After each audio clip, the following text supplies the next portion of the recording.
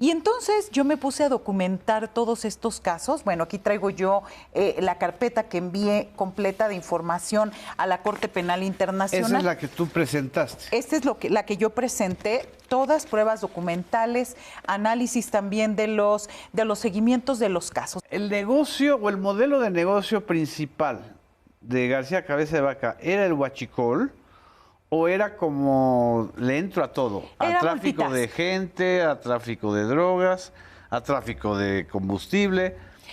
Las pistas que tú has encontrado en estos expedientes, ¿qué te revelan? Mira, hay un detalle importante que habla de un control total de un delincuente que estaba en la gubernatura, un control total porque él, por ejemplo, hacían retenes en... obviamente Matamoros es la ciudad ya fronteriza con Estados Unidos, pegada al Golfo de México. Luego sigue Reynosa. Yendo hacia el centro del país se unen y hay una Y ahí. En esta Y, la gente de finanzas del gobierno de Cabeza de Vaca mochaba a todos los transportistas ahí haciendo fila, y ahí es como detectaban ellos quién entraba y quién salía con huachicol. Ah, ok. Ahí hay, las aduanas. Ahí hay un tema importante, sí, el de las aduanas, porque hay un impuesto que ponía su administración, un impuesto local que ellos definían. Pero hay un tema importante que es los hermanos Carmona. Exactamente, Arturo. Los hermanos Carmona, Julio César y Sergio Carmona Angulo, ellos llegaron como financiadores de la campaña de Francisco García Cabeza de Vaca desde el año 2015. Al final, ellos buscaban hacer negocio. ¿Ellos de dónde venían? Ellos son de Reynosa. Ellos son de Reynosa, de la misma ciudad de él, se conocían desde allá y ellos querían hacer negocio y ellos apoyaron la campaña de Francisco García Cabeza de Vaca a cambio de negocios, a cambio de contratos.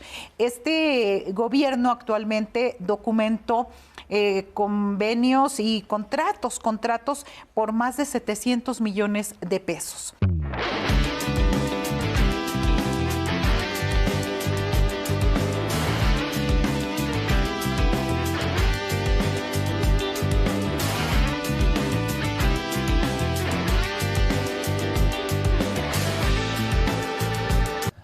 Hoy tenemos a una invitada muy especial, amiga, exalumna, colega, además corresponsal del Sistema Público de Radiodifusión en Tamaulipas, y que ha tenido la valentía ella misma de presentar ante la Corte Penal Internacional una denuncia que estoy leyendo en contra del exgobernador Francisco Javier García Cabeza de Vaca, exgobernador de Tamaulipas, acusándolo de encabezar durante su gobierno una política orientada al uso ilegítimo de la fuerza pública, a la promoción de crímenes de lesa humanidad, desapariciones forzadas, no sé si están las ejecuciones extrajudiciales, pero ahorita nos lo van a platicar, y a una persecución sistemática contra la población civil y contra los periodistas. Marta Olivia, muchísimas gracias por estar aquí. Gracias, Genaro. Es un gusto volver a casa, es un gusto estar aquí en el sistema. Gracias. Fíjate que comencé yo un poco a documentar todos estos casos porque durante las coberturas que yo hice en el sexenio de Francisco García Cabeza de Vaca, siempre veía cuestiones extrañas. Por ejemplo, miles de millones de pesos gastados en publicidad diciendo que Tamaulipas era un estado seguro. Así es. Y que casi la difusión que hacían en ciertos medios oficiales era de que era como casi viajar en las carreteras de Tamaulipas era como ir de vacaciones. Es decir, esta mentira. Y entonces yo me puse a documentar todos estos casos. Bueno, aquí traigo yo la carpeta que envié completa de información a la Corte Penal Internacional. Esa es la que tú presentaste. Esta es la que yo presenté, todas pruebas documentales, análisis también de los seguimientos de los casos. ¿Qué hice? Pues en mis coberturas yo notaba que había algo extraño, que había de pronto hechos de la policía y de este grupo Cayet, que luego se convirtió en Los Gopes, Grupo Operativo Especial. Así es. Donde, ¿Cómo se llamaba originalmente?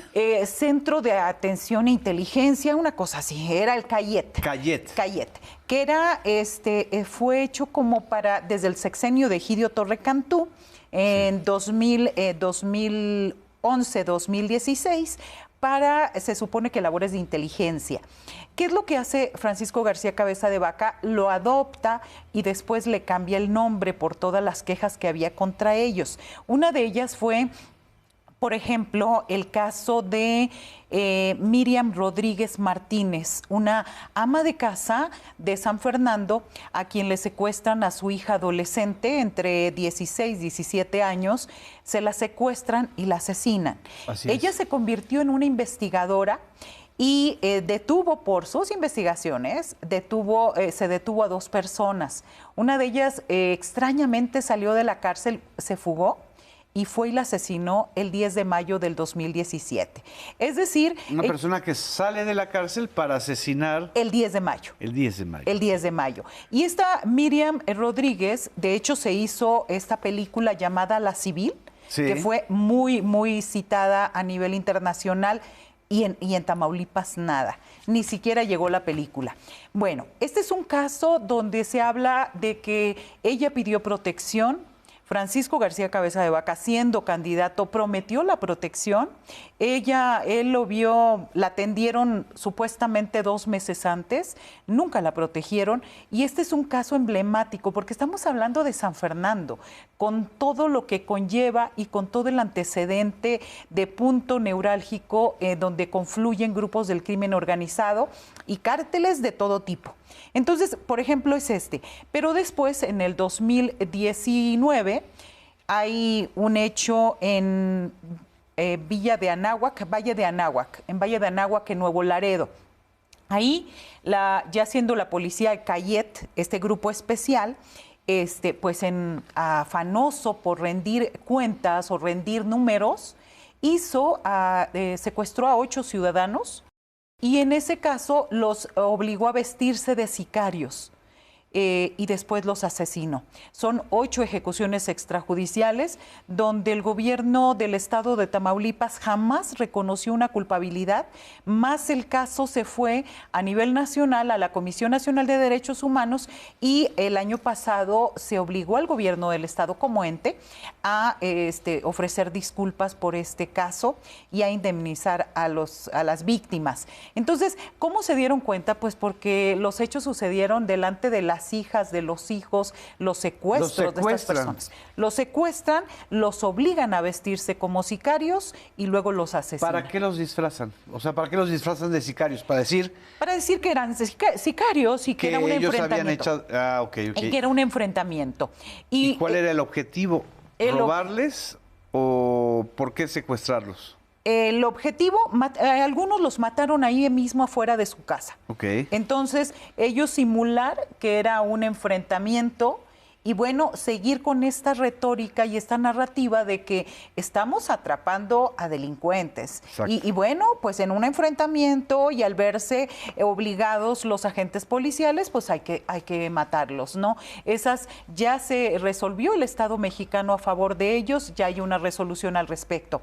Después de eso, nos vamos recuperando de eso, el 7 de febrero del 2020, en Río Bravo, Tamaulipas, una ciudad que está entre Matamoros y Reynosa, pues supuestamente se equivocan los policías estatales junto con los Gopes, se equivocan y confunden una camioneta pick-up blanca de un jovencito ingeniero de 23 años y en la equivocación, y lo digo con sarcasmo, Genaro, en la equivocación lanzaron 242 balas. ¿Qué? ¿Contra una persona? Contra una persona. La familia, doña Lupita Martínez, dice que al menos recogieron más de 500 casquillos. Wow.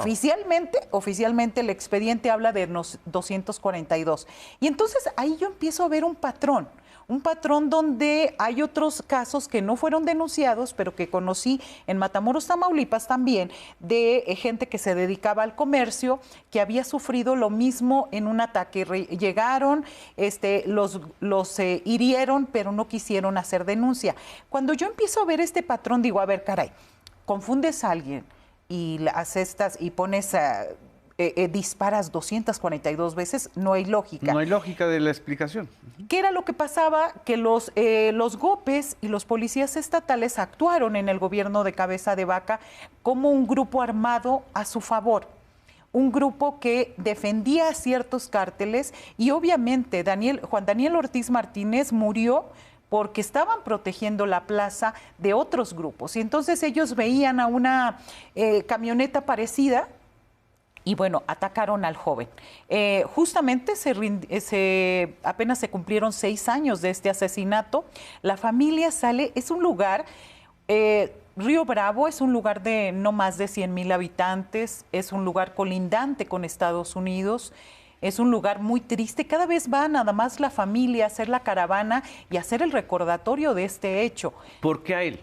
¿Por qué a este muchacho en específico le recetaron, según la investigación que has realizado, más de 240 disparos? ¿Por qué? Podían. Porque podían hacerlo, porque pasó una camioneta blanca pick-up y pues entre todas estas versiones de cómo andaban las policías, entre drogadas, entre somnolientas y demás, pues ellos dicen que lo confundieron. Yo creo que... la explicación es que lo confundieron. Confundieron, entonces una confusión con tantas balas disparadas a mí no se me hace lógico. Lo que... A mí me sorprendió este caso cuando yo fui a reportearlo, Genaro, porque doña Lupita tenía en su casa una mesa el doble de esto y en la mesa ya no había platos, ya no había tenedores, estaba el expediente total, 2 monitores, un monitor de más o menos 50 pulgadas y otra televisión, un monitor de computadora abajo, y la señora te va diciendo segundo por segundo de qué manera se equivocaron y no era él. Te va, y es casi de memoria, es estremecedor su relato, porque la señora, afortunadamente, a los 4 años que fui, ya habían limpiado una de las mesas, ya empezaba la familia un poco a, pues, estar en paz con el tema. Siguen buscando, hay 4 policías que están presos, todavía siguen de los que nada más están consignando a los que estaban en esa zona.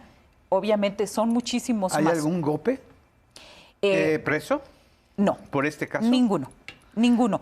Y de ahí, Genaro, cronológicamente estamos hablando de febrero del 2020.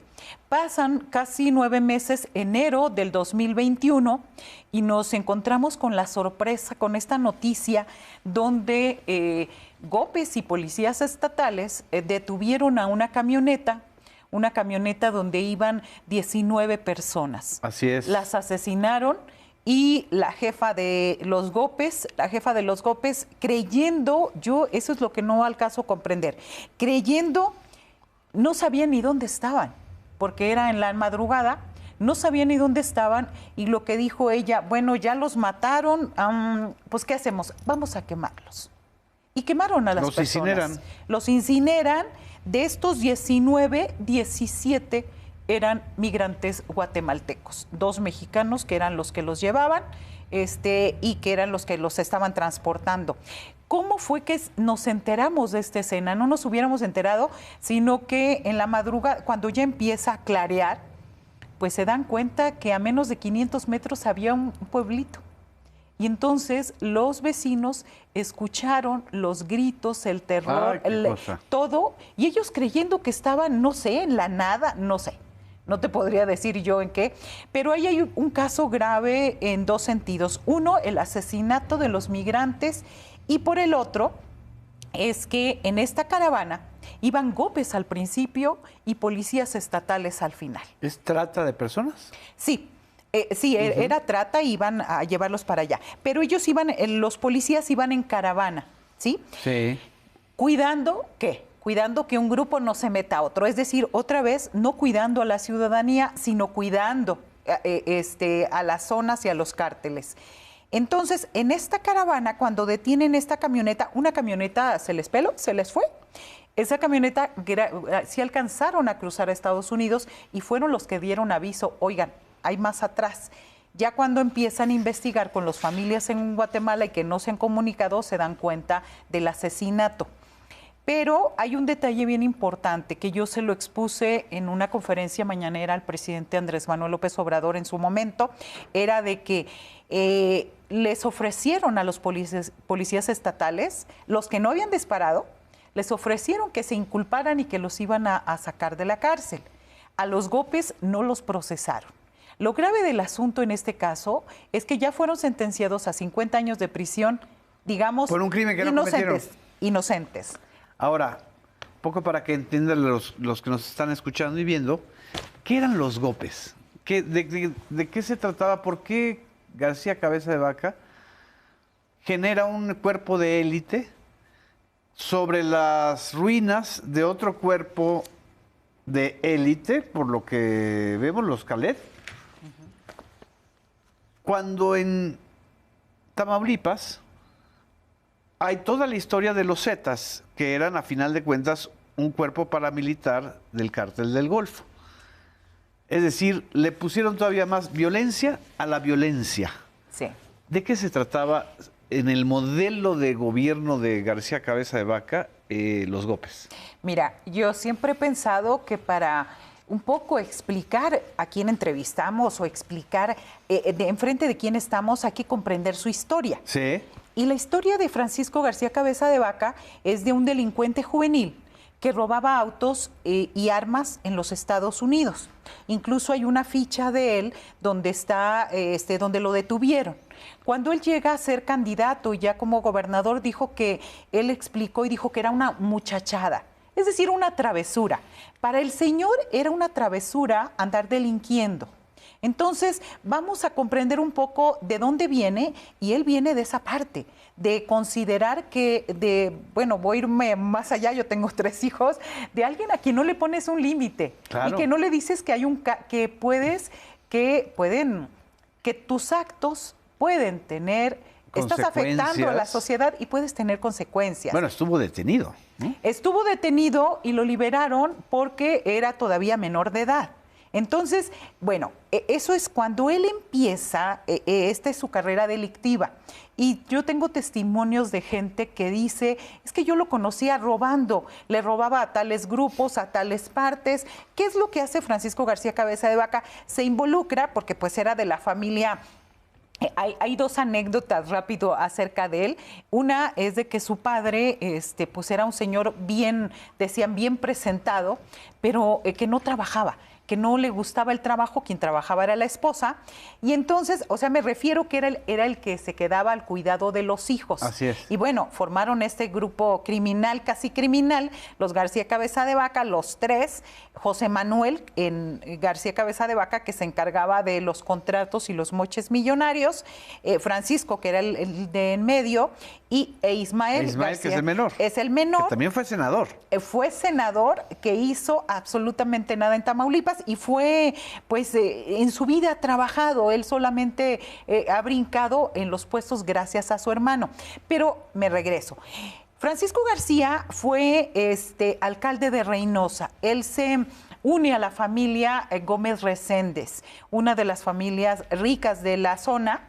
Es decir, se casa, y esta familia, don José Ramón Gómez Reséndez, muy conocido en el ámbito empresarial en Reynosa, Tamaulipas, porque en el 1999, antes de que llegara Fox, se le decomisaron camiones, pipas de gasolina, donde ya transportaban lo que llamamos ahora el huachicol. Era tráfico de combustible. Era tráfico de combustible. Francisco García llega como diputado federal con Vicente Fox por el Partido Acción Nacional. Sí. Y él, en la entonces Procuraduría General de la República, hace desaparecer estos expedientes de su suegro. Entonces, José Ramón Gómez Reséndez queda libre y si con el nombre que conocemos hoy era huachicol, lo que le achacaban. No conforme con esta situación y hacer estos manejos, Francisco García se lanza como candidato en el 2005, candidato a la alcaldía de Reynosa. Ahí hay un testigo protegido en los Estados Unidos que señala que recibió fondos del Cártel del Golfo. Cártel del Golfo, esto se supo en la investigación al exgobernador Tomás Yarrinto Rubalcaba, también todavía preso, no sabemos dónde, pero preso o en manos del gobierno de los Estados Unidos. Entonces, para hacer un poco el recuento es, a ver, ladrón juvenil. Inicia su carrera ladrón delictiva. juvenil, se une a una familia poderosa y rica de Reynosa, luego acepta dinero del Cártel del Golfo. Entonces, ¿qué íbamos a esperar? ¿Qué podíamos esperar como un gobernante así? En el 2016 le ventilan que se compró un departamento aquí en Coajimalpa por 44 millones de pesos. En su momento, el Grupo Reforma documentó que en toda su carrera política tendría que haber ahorrado todos sus ingresos sin haber tomado siquiera un boleto del metro o tomado una taza de café. Y ahí están. ¿Qué pasó en Tamaulipas? Después de 86 años del PRI, ya la gente estaba harta, después de un gobierno, después de un candidato que se matan entre ellos, entre los cárteles, matan a Rodolfo Torre Cantú. ¿Y qué decide el PRI? Pues como si fuéramos una monarquía, que su hermano se quede como gobernador. Y esto llega Egidio. Llega Egidio Torre Cantú y se queda él como gobernador. Entonces, digamos, ese hartazgo de los tamaulipecos, ese hartazgo y esa, imitación de Vicente Fox, que he echado para adelante y que no me doblo ni me vendo, que era parte de su estrategia publicitaria. Muy al Bronco también, ¿no? Muy al Bronco, muy pegado a todo eso, pues la gente dice, ya no queremos al PRI. Ya no queremos al PRI, entonces aunque le ventilen, aunque digan, aunque lo que sea, lo otro era peor. El asunto es que en el 2022 la gente se dio cuenta pronto de qué estábamos hablando. Votó en contra del Partido Acción Nacional. Es decir, solamente un sexenio les duró el gusto de un personaje que abandonó el gobierno, que no terminó ni siquiera su sexenio, que desapareció meses antes las contralorías internas de todas las dependencias, que rompió documentos y que ha sido complicado enfocarse y analizar y hacerle cargos a Francisco García Cabeza de Vaca por todo este entramado burocrático administrativo que hizo. Entonces, bueno, eso es comprender. Tengo anécdotas terribles de comerciantes y de empresarios donde dicen que lo iban a ver por una queja, una denuncia. Él les mostraba así, por ejemplo, una lista y decía, mira, aquí, estos que ya están tachados, ya me los eché. Así, o sea, la gente salía de ahí y decían, avisaban a su familia y decían, no caminamos y no transitamos ahorita en la noche porque yo puedo ser el próximo. O sea, el estado criminal que se vivió en su gubernatura de 2016, ¿no? Al 22, sí. Al 22, lo encabezaba él, no el titular de Seguridad Pública. No, y justo mi denuncia ante la Fiscalía de la Corte Penal Internacional y que entregué también una copia a la Oficina del Alto Comisionado de Derechos Humanos de la ONU, habla justamente de eso, porque tengo testimonios donde señalan que él era directamente quien dirigía las actividades de los GOPES del Cayete en su momento y después que lo transformó en GOPES. Entonces, como estos casos, fíjate lo más grave, Genaro, que hay asesinatos, por ejemplo, el 21 de junio del 2021. En ese tiempo, él le dijo a los GOPES, hizo la orden de que no salieran las policías y tampoco salió la Sedena, no salió nadie y dejaron manga ancha al cártel, a los cárteles del crimen organizado en Reynosa y en el Día del Padre salió un comando asesinando a gente sin ton ni son. En la calle, los que encontraran los fueron asesinando. 18 asesinatos de los que todavía nunca hemos sabido qué pasó. Y entonces llegas al momento que dices, algo grave pasa en Tamaulipas, porque ese discurso de mucha seguridad, porque ese discurso que es totalmente falso y que la gente ahora sí puede andar en la calle. Sí, hay un problema de seguridad en Tamaulipas desde hace muchísimos años, agudizado desde el 2003 con la detención de Osiel Cárdenas Guillén, después con la división de los Zetas y el Cártel del Golfo, y después en las 1000 facciones que hay en cada lugar. Sí hay un problema grave y es difícil que se erradique. Que se erradique, pero va a ser más difícil en el caso después del paso de Francisco García Cabeza de Vaca. A ti te ha tocado cubrir, me imagino, no sé si desde Cavazos Lerma. Yo me acuerdo muy bien de Cavazos Lerma porque era un personaje muy singular dentro del salinismo, alguien que iba a llevar la modernidad a Tamaulipas, que además, sin mal no recuerdo, es el que sucedió al padre del actual gobernador Américo Villarreal. Así es.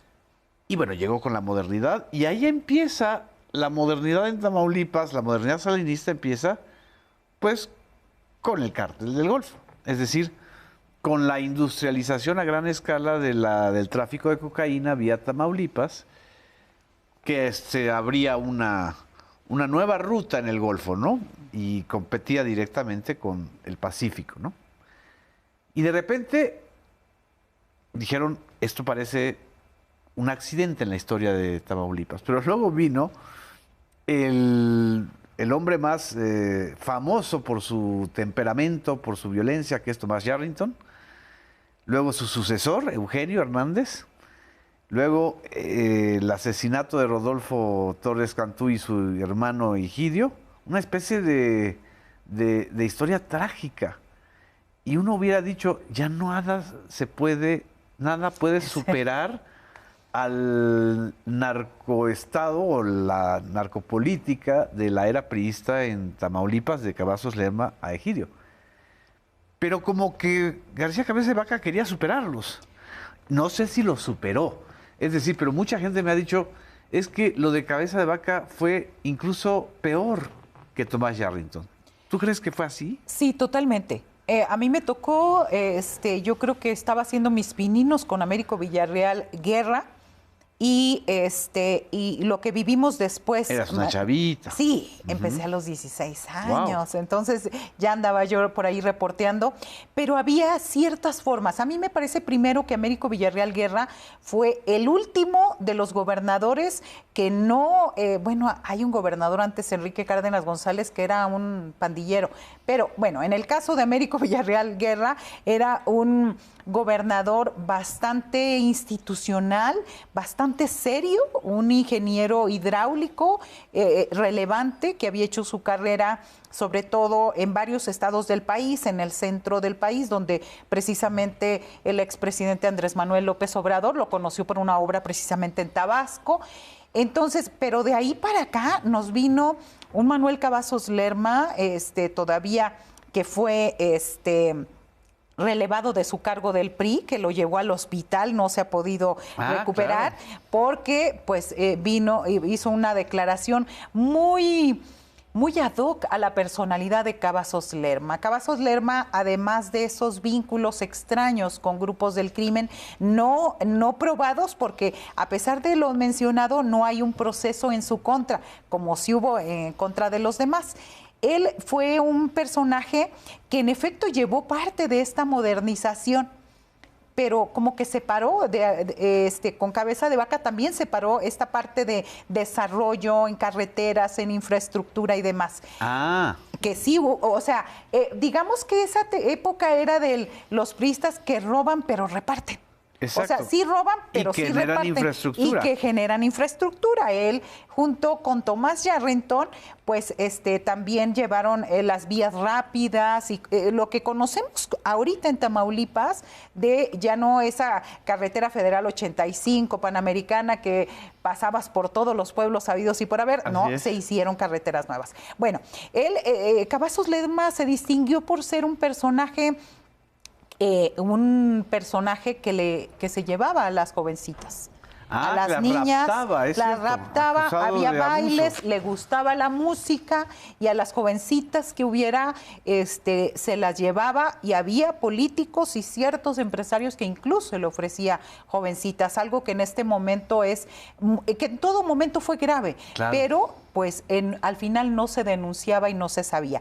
Llega Tomás Yarrington y Tomás Yarrington era una historia de esfuerzo, un joven que fue promovido por los empresarios. Él estudió becado en el TEC de Monterrey, pero pues tenía también, me parece que de los últimos gobernadores, el más ligado al cártel del Golfo, donde pues él venía de Matamoros, de donde somos ahí, donde todos nos conocemos y donde... Recuerdo que un periodista dijo cuando llegó siendo diputado federal y después alcalde, dijo, yo recuerdo que Tomás Yarrington no tenía para pagar el recibo de la luz y en estos momentos paga la luz de todo Matamoros. Es más, ¿no? es el dueño de la luz. En este recuento de esta categorización de los gobernadores de Tamaulipas desde Cavazos Lerma hasta antes de la llegada de García Cabeza de Vaca, que uno decía... No puede ser que uno sea peor que el otro. Yarrington, que además también tuvo esta aspiración a ser candidato presidencial. No sé por qué todos los exgobernadores de Tamaulipas tenían esta obsesión por ser candidatos presidenciales, incluyendo García Cabeza de Vaca. No sé si eso les permitía pasar la charola, lavar dinero. ¿Cómo lo caracterizarías? Fíjate que yo tengo una anécdota al respecto. Yo estuve desplazada del 2012 al 2017. Ah, con Eugenio, en la época de Eugenio. No, ya no estaba, Egidio Torre Cantú. Entonces, yo fui desplazada por amenazas de los Zetas, estuve fuera de mi estado. Y entonces regreso con perfil bajo porque me dicen, pues ya añitos fuera, llegué tranquila. Y entonces me recomiendan para trabajar en el sexenio de Cabeza de Vaca dije, yo necesito trabajar, regresar aquí, empezar a volver a hacer. Y entonces me contratan en el Instituto Tamaulipeco para la Cultura y las Artes. Y a mí se me hizo maravilloso porque aparte es una labor preciosa estar en el área de prensa. Y yo estoy ahí. Pero obviamente cuando a mí me contratan y yo le digo al director de comunicación social, le digo, yo no soy panista. Jamás en mi vida he votado por el PAN. Jamás en mi vida voy a votar por el PAN. Y él me dice, no, yo respeto tu trayectoria y tu trabajo. Tú haz tu chamba y pues yo en ese sentido dije, a ver, a difundir el arte y la cultura de Tamaulipas, que aparte fue un trabajo maravilloso. Entonces, había reuniones que teníamos ahí en Palacio de Gobierno, todos los voceros, reuniones estratégicas. Te estoy hablando que yo estuve en ese cargo en el 17, 18, recién llegada a Tamaulipas. Y a mí me sorprendía cómo los voceros y los coordinadores, o sea, el tipo había llegado el 1 de octubre del 16. Sí, apenas tenía un año, o 2 sea, años. No más de 2 años, ¿no? Y entonces ya salíamos de la reunión y decían, es que el jefe va para el Palacio Nacional. Él ya va a hacer su campaña. A mí me causaba gracia porque yo decía, oye, va llegando, pero además yo lo veía, no es un personaje, a diferencia, por ejemplo, de Eugenio Hernández, que tiene carisma, que cae bien, a diferencia el propio Yarrington tenía mucho trato. Las mejores cuestiones culturales, operísticas, de danza y de música, las conocimos los tamaulipecos por Tomás Yarrington, porque él le gustaba eso. Entonces, pero Cabeza de Vaca, ni agradable, ni graciosito. Entonces yo salía de esas reuniones y decía, ¿de dónde sacan que este señor puede ser presidenciable? No, es que él ya va a ser, que fue cuando empiezan con esta alianza federal y que empiezan con estos pactos de gobernadores del PAN y todo. Pero adentro, en el interior, mucha gente, y nunca lo vimos de esa manera, ¿no? Yo creo que los gobernadores de pronto no tienen poder Y me parece que es un fenómeno de todos los partidos que de pronto pues acaparan cámaras, entrevistas, espacios que dicen, no, pues si yo puedo aquí, yo puedo. Exacto, y además es como si se creyeran su propia mentira, porque son entrevistas pagadas, son entrevistas a modo, son entrevistas donde se ponen de tapete para que ellos se luzcan y no problematizan. Pero hubo todavía algo más grave, Marta, no sé si lo llegamos a platicar, todo el calderonismo, o una buena parte del equipo de Felipe Calderón, empezando por Gil Suart y por otros, se exiliaron en Tamaulipas en el gobierno de García Cabeza de Vaca, y evidentemente pues no se exiliaron por solidaridad o por empatía, sino porque había dinero. ¿Fue así? Claro, Roberto Gil Suart cobró como asesora jurídico durante el gobierno de Cabeza 1 millón de pesos mensuales. ¿Qué?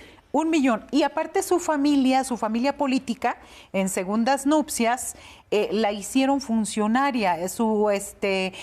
Estaban como funcionarios, no recuerdo el nombre ahorita, Mary McCormick, un apellido estadounidense.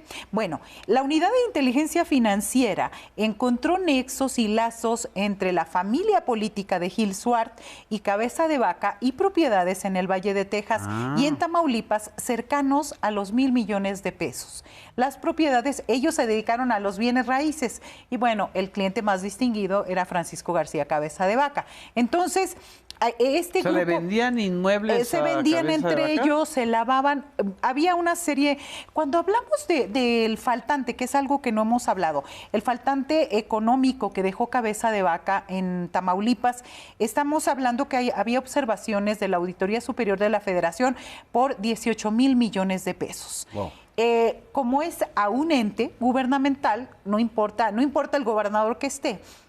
La administración de Américo Villarreal Anaya solventó 9,000 millones, pero no se sabe todavía el destino de los otros 9,000 millones de pesos. Cuando uno dice, ¿dónde están?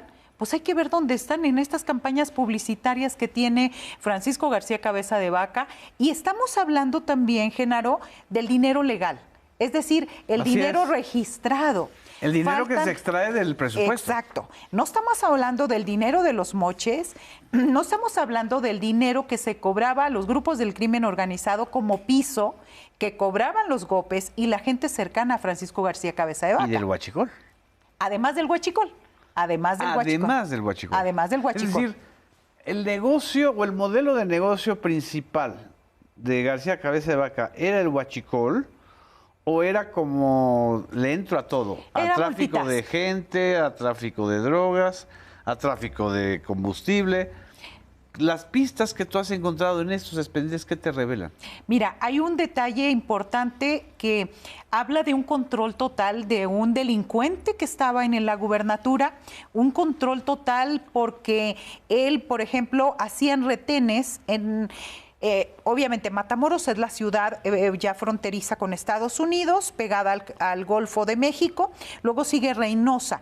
Yendo hacia el centro del país se unen y hay una Y ahí. En esta Y, la gente de finanzas del gobierno de Cabeza de Vaca mochaba a todos los transportistas ahí haciendo fila y ahí es como detectaban ellos quién entraba y quién salía con huachicol. Ah, ok.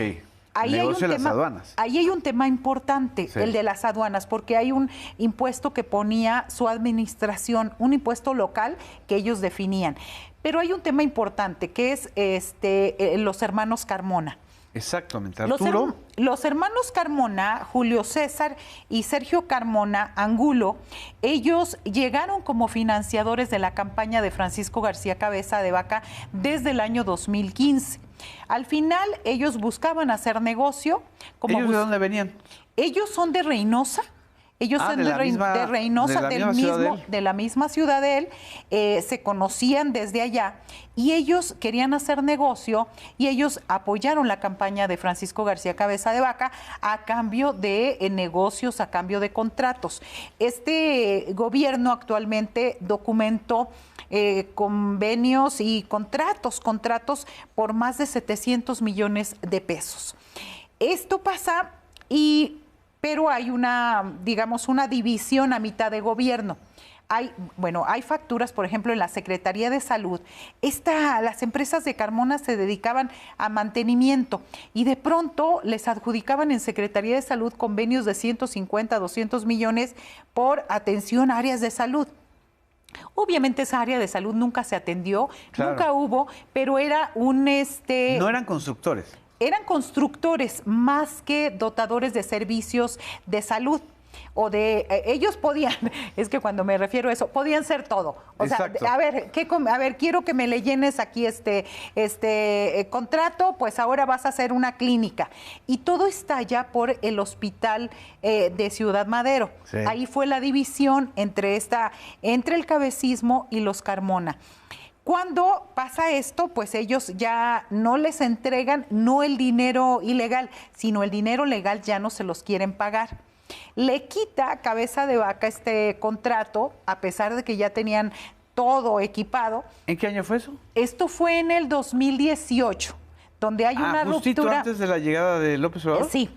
Y entonces pasa esta división y ya le quitan, dicen, no, es que ya no tiene sobreprecios, la Auditoría Superior de la Federación ya nos está diciendo que es demasiado, ya no vamos a hacer la obra. Y dice, bueno, pues ni modo, pero oh sorpresa, los quitan a ellos y meten a uno de los suyos para hacer la obra. Y ahí empieza la pugna pues fuerte entre Cabeza de Vaca y el carmonismo. Cuando ahora sale a declarar y sale a señalar y les hacen entrevistas a modo con ciertos periodistas que me recuerdan aquella de qué horas son, señor presidente, la que usted diga, ¿no?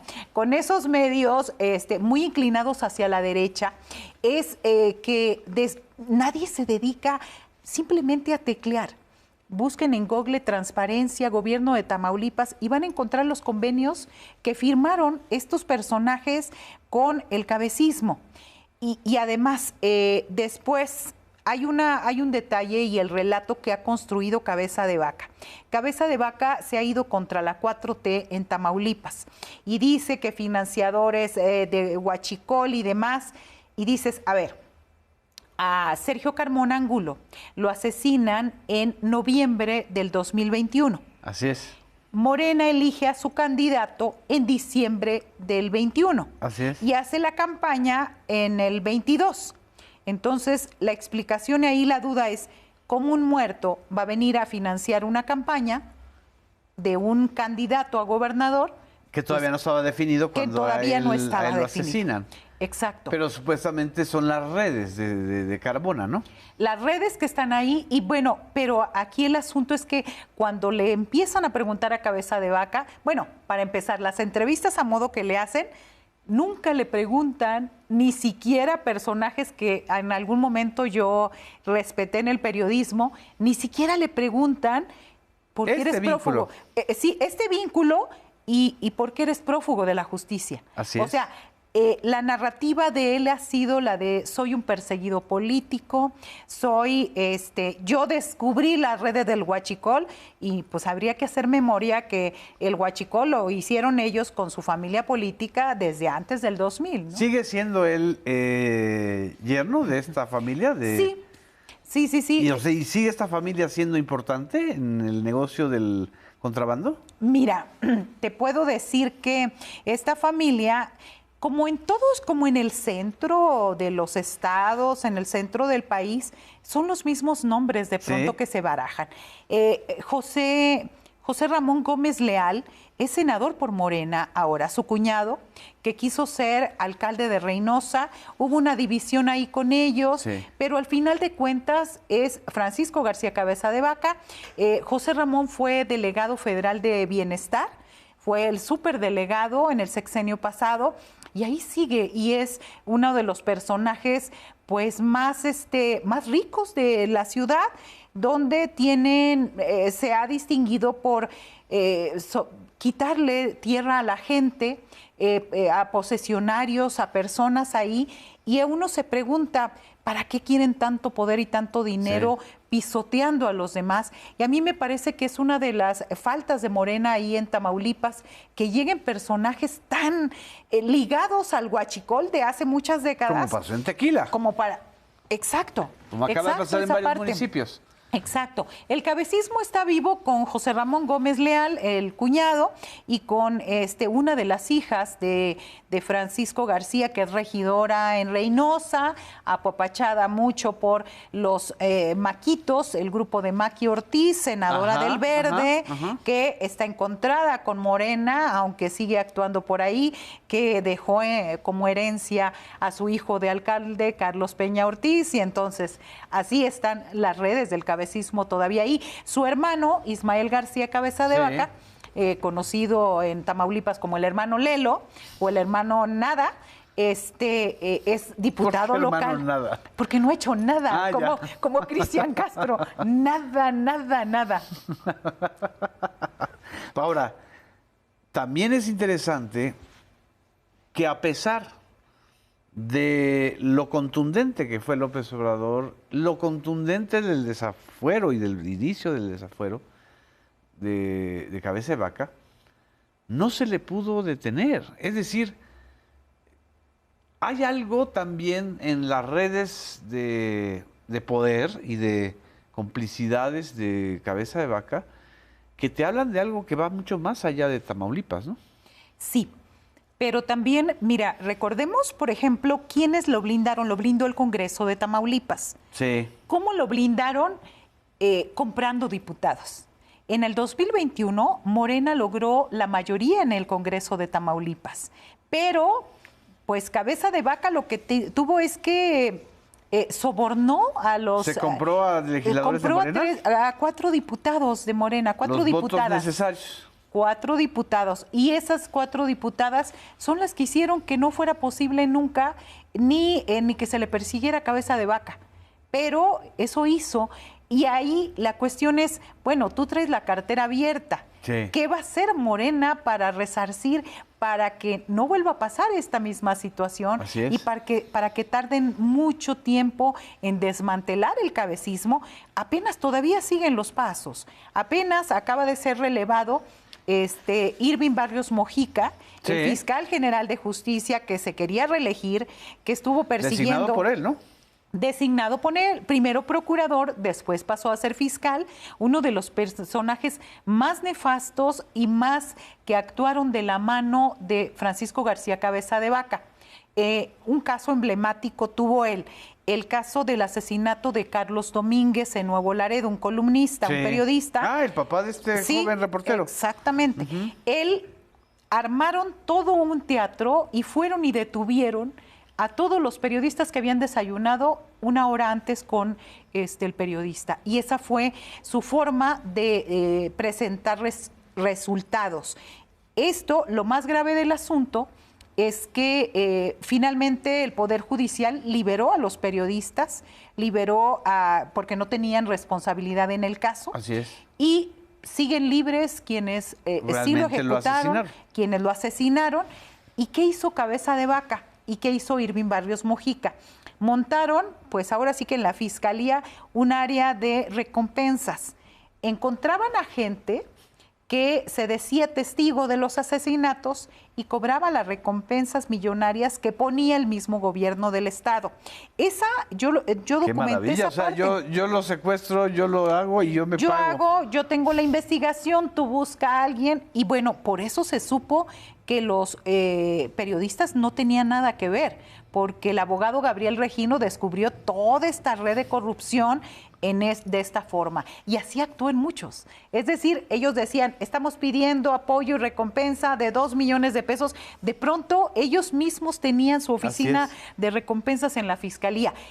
Irving Barrios Mojica ligado a Genaro García Luna. Exactamente. Cuando el michoacanazo. Entonces, pues ahí son las figuras de las que se apoyó Francisco García Ahí tú Cabeza ya de Vaca. mencionaste el nombre que yo quería contrastar contigo.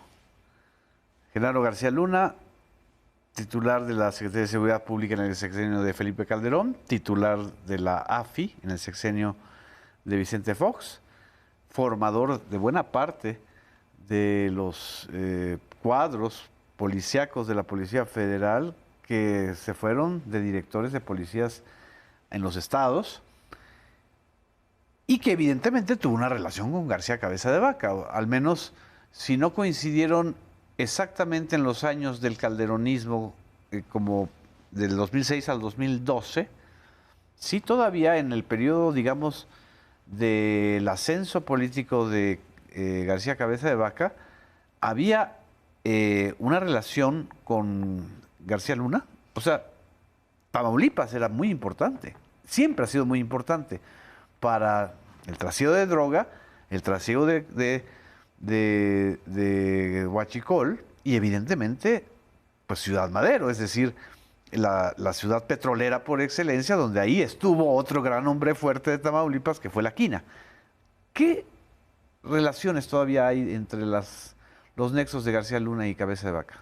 El nexo más claro era Irving Barrios Mojica, que él fue director de Asuntos Internacionales o encargado de Asuntos Internacionales en el periodo de García Luna.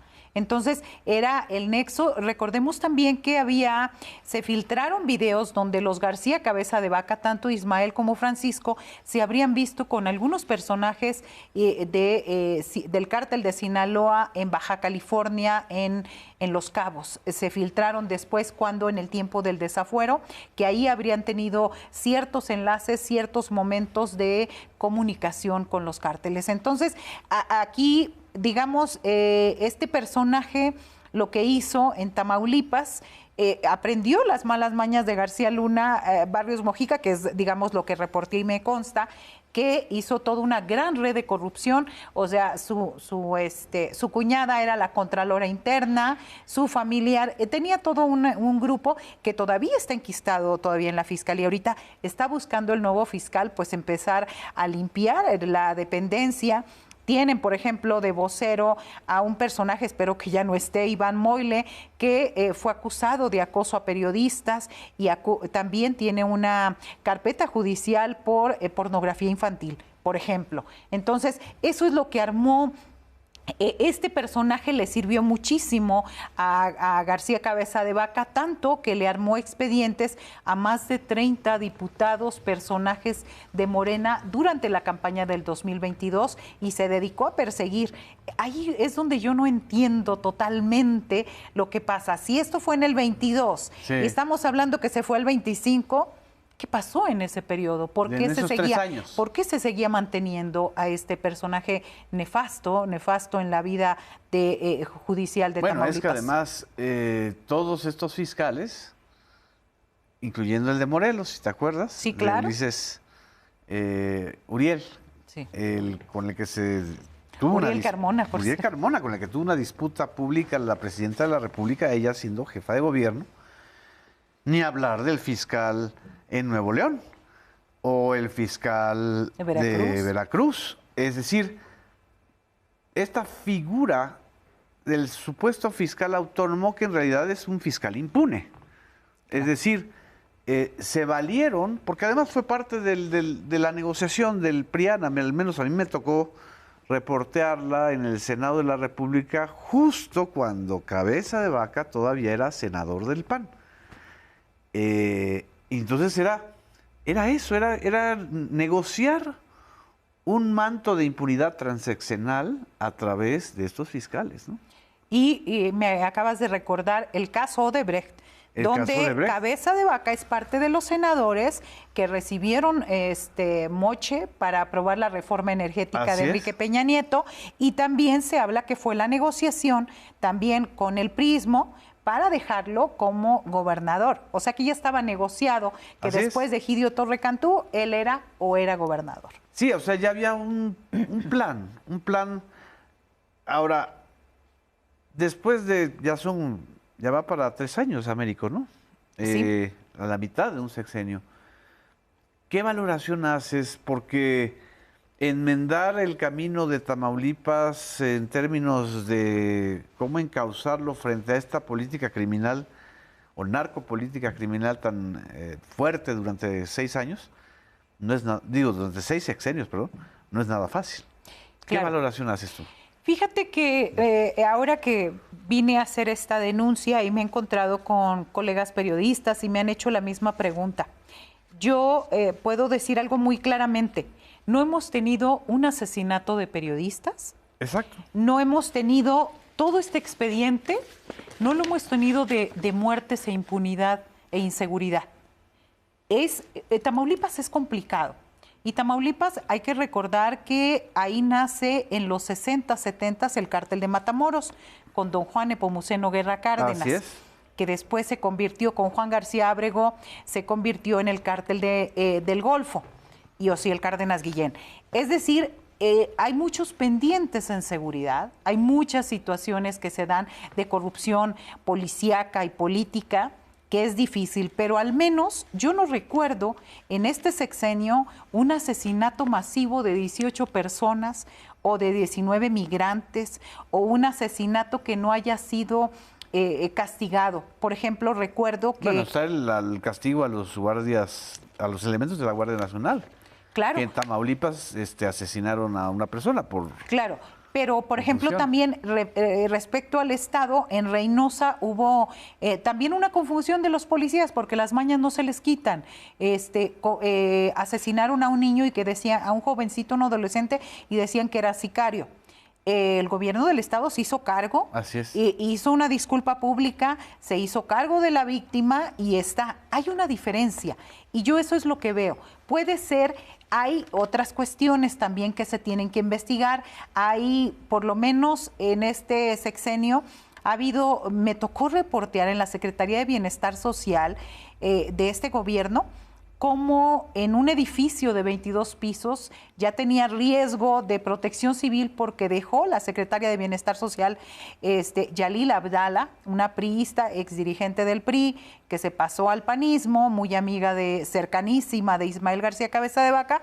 Ella hizo llevar a su piso, no podías ni caminar, 1000 cajas de hojas sin nada, hojas ¿Cómo? Blancas, para decir que ahí les entregaban el gobierno, que ahí estaban todos los expedientes. No hubo nada. Ah, los expedientes eran hojas en blanco. Eran hojas en blanco, hojas que no tenían, haz de cuenta, entregaron una despensa en la colonia Esfuerzo Popular de tal municipio, pues ahí estaba el expediente, para decir que eso era lo que habían dejado de trabajo.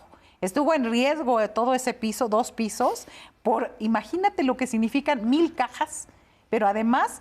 ocupar a los trabajadores del gobierno del Estado para estar subiendo 1000 cajas ahí. Es que es delirante, es como de realismo mágico. Y mientras hacían ese espectáculo de llevar esas cajas y decir que eso era, desaparecen las contralorías para que nadie los vigile, y este gobierno ha luchado contra corriente.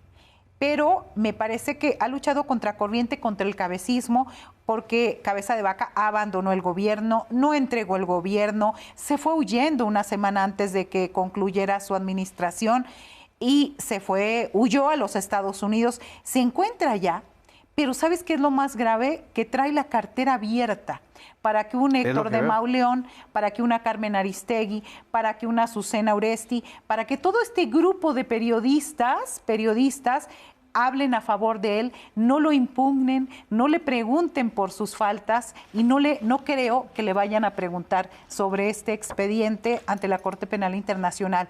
Afortunadamente, pueden tener los gobiernos fallas, pero al menos yo no tengo ninguno de estos expedientes en este gobierno de Tamaulipas. Así es, Marta, y creo que por eso es importante dejar la constancia de que hay una denuncia documentada a partir de tu investigación y de experiencia periodística, que no es de ahora, sino de muchos años, y de que tú también fuiste amenazada por él, ¿no?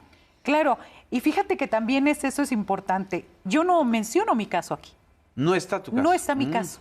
No está mi caso, porque yo lo que hice fue, si siempre vi cosas extrañas en el área de la seguridad, lo que voy a hacer es documentar.